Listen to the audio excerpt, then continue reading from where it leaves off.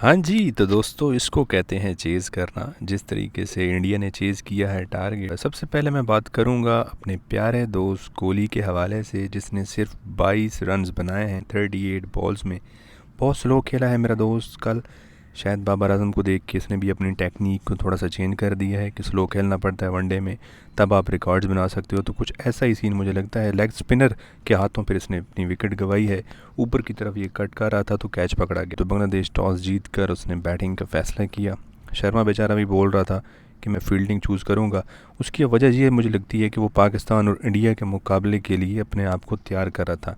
अपने माइंड में वो ये सोच रहा होगा कि मैं पिच को देख लूँगा कि पिच कैसे रिएक्ट करेगी और किस तरीके से पाकिस्तानी बैटर्स को पकड़ना पड़ेगा। तो इस लिहाज से उसने बोला कि वो भी फील्डिंग करता अगर वो टॉस जीत जाता।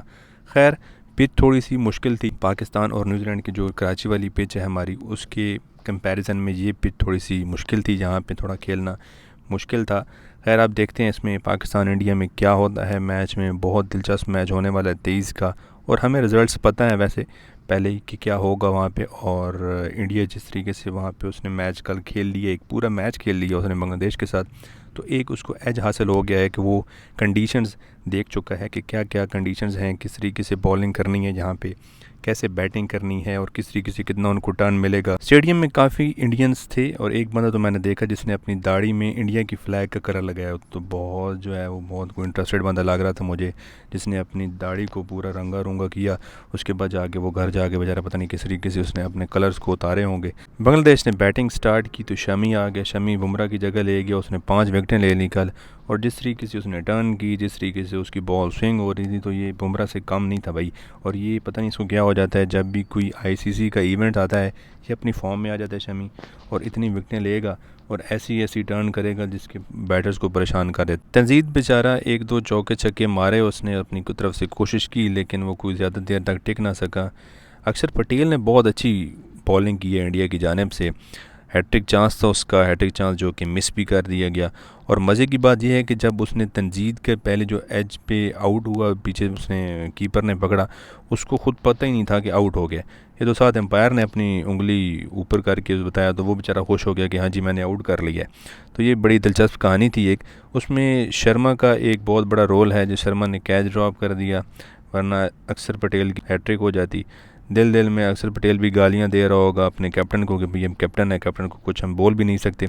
तो खैर, बांग्लादेश जो था वो 45 रन्स पे 5 आउट हो गए थे बांग्लादेश के। बहुत दिलचस्प कहानी है। और इसके बाद जिस तरीके से बांग्लादेश ने फिर टेक ओवर किया और जिस तरीके से उन्होंने अपनी सिचुएशन को तब्दील किया, ये भी एक अलार्मिंग सिचुएशन है। बिकॉज जब पाकिस्तान और बांग्लादेश का मुकाबला होगा तो हमें तो उस चीज़ से डर लगा हुआ है कि अब बांग्लादेश भी हमें टफ़ टाइम देगा। और जिस तरीके से वो बैटिंग कर सकते हैं, जिस तरीके से उन्होंने मिडिल ऑर्डर में बैटिंग की है, हैरी डॉय ने बैटिंग की है और जाकिर ने, जब इन दोनों ने जो पार्टनरशिप लगाई है, तो ये एक दिलचस्प कहानी है। उन्होंने अपनी जो बैटिंग है उस पर थोड़ा काफ़ी ज़्यादा काम किया है। इससे पता चलता है कि बांग्लादेश ने भी अपनी तैयारी करके आई है, तो जो कि पाकिस्तान के ख़िलाफ़ ख़ास तौर पे अपना लक्षण दिखाएंगे। एक टाइम पे इंडिया को भी डर लग गया था जब इन दोनों की पार्टनरशिप चली, तो इंडिया भी समझ गया था कि भाई ये जो अगर दो खड़े हो जाते हैं और इनकी दिलचस्प पार्टनरशिप बन जाती है, तो अगर ये 300 के लगभग भी स्कोर हो जाता है, ऊपर से वो पिच भी ऐसी थी जिस पे चेज़ करना 300 थोड़ा सा बहुत मुश्किल हो जाता। हैरी डॉय जो था वो बेचारा गिर गिर के इधर उधर गिर रहा था, लेकिन अपनी हिम्मत नहीं आ रही उसने। फिर उसने सेंचुरी बनाई, जो कि तकरीबन 118 बॉल पे उसने सेंचुरी बनाई है। अब यही है कि 228 स्कोर का उन्होंने टोटल टारगेट दिया। बांग्लादेश ने अच्छा खेला, उन्होंने मिडिल ऑर्डर ने उसने बहुत अच्छा खेला, ओपनर उसके कामयाब ना हो सके। जिस तरीके से इंडिया की बैटिंग है उससे मैं कहता हूँ पाकिस्तानी बैटर्स को भी सीखना चाहिए। रोहित से हमें सीखना पड़ेगा कि कैसे पावर प्ले में खेलते हैं। बिकॉज़ एक पावर प्ले एक ऐसा जगह है, यानी एक ऐसा आपका लम्हा होता है पावर प्ले में, जब फर्स्ट 10 ओवर्स होते हैं, जब भी आप चेज़ कर रहे हैं, ख़ास तौर पे 300 चेज़ कर रहे हैं या 280 चेज़ कर रहे हैं, तो आपको पावर प्ले में जो है एक एग्रेसिव इनिंग्स खेलनी पड़ती है। रोहित शर्मा इतनी ब्यूटीफुल इनिंग उसने खेली है कि उससे समझ ये लगती है कि कोई बॉलर्स की जो है वो कोई स्विंग हो ही नहीं रही। यानी कोई बॉलर जो है ऐसा कि वो उसने कोई बॉलिंग में कोई स्विंग ही नहीं ला रहा, वो इतना इजी बना देता है बैटिंग को। तो बहुत अच्छी इनिंग खेली है रोहित शर्मा ने। फिर उसके साथ गिल आए और गिल ने भी बहुत अच्छी उनके साथ पार्टनरशिप लगाई। गिल स्टार्ट में थोड़ा स्लो था, लेकिन फिर उसने एंड में थोड़ा सा एक्सलरेट किया। ज़ाहिर बात है स्टार्ट में आपको थोड़ा सा स्लो होना पड़ता है, इनिंग्स को लंबा लेके चलना पड़ता है।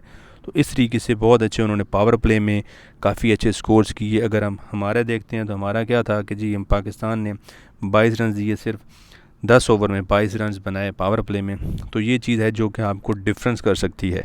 और ख़ास तौर पे जो 23 को मैच होने जा रहा है पाकिस्तान इंडिया में, उसमें आपको देखना पड़ेगा, क्योंकि अब तो फ़खर जमान भी नहीं है जो कि आपको एक्सेलरेशन देते थे। अब उसकी जगह इमाम आ गए और इमाम और बाबर ने ओपनिंग करनी है। तो अब इस चीज़ को थोड़ा सा पाकिस्तानी मैनेजमेंट को देखना पड़ेगा कि आप पावर प्ले में कैसे चलते हो। खैर, गिल ने अच्छी बैटिंग की है और हम बाबर को कहते हैं कि वो स्लो खेलता है, अपने लिए खेलता है, सेल्फिश नहीं खेलता है, लेकिन गिल ने भी कोई कसर नहीं छोड़ी। गिल भी तकरीबन 90 बॉल पे 64 रन से उसके स्लो खेला है, वो अपनी विकेट उसने बचाई है। उसके बाद जब उसके साथ राहुल आया, राहुल ने 1-2 छक्के लगाए। मैं समझता हूँ कि राहुल ने बहुत अच्छी इनिंग्स खेली है, बिकॉज़ वो जिस नंबर पे आता है राहुल, उस पर वो रोकना उसको बनता ही नहीं है, उस पर उसको बाउंड्रीज लगाना ही बनता है और वही उसके लिए सूटेबल है।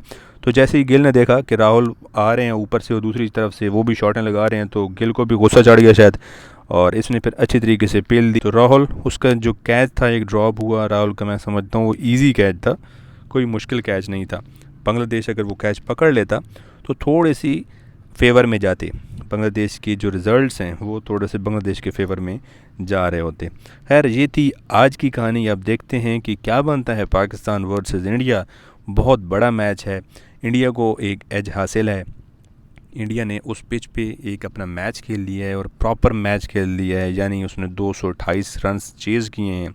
उनको कंडीशंस पता चल गई हैं, बॉलिंग कैसे करानी है, बैटिंग कैसे करनी है। बट पाकिस्तानी टीम शायद आज कल में दुबई में जाके पहुंची है, वो तो उनको थोड़ा सा कंडीशंस से पता नहीं है कि कंडीशंस कैसे वहाँ पे एक्ट करेंगी। खैर, ये सब पता चलेगा मैच के दौरान। आप लोग भी इस कमेंट्स में लिखें कि पाकिस्तान इंडिया में क्या होने जा रहा है, या क्या ऐसी चीज़ें हैं जो कि पाकिस्तान को करनी चाहिए, या क्या ऐसी चीज़ें हैं जो कि अगर इंडिया के काफ़ी जो फेवरेट्स बैठे होते हैं तो वो भी अपने कमेंट दे सकते हैं कि क्या करना चाहिए इंडिया को और कैसे टैकल करना चाहिए। नेक्स्ट वीडियो मिलते हैं, अपना ख्याल रखिएगा। अल्लाह हाफ़िज़।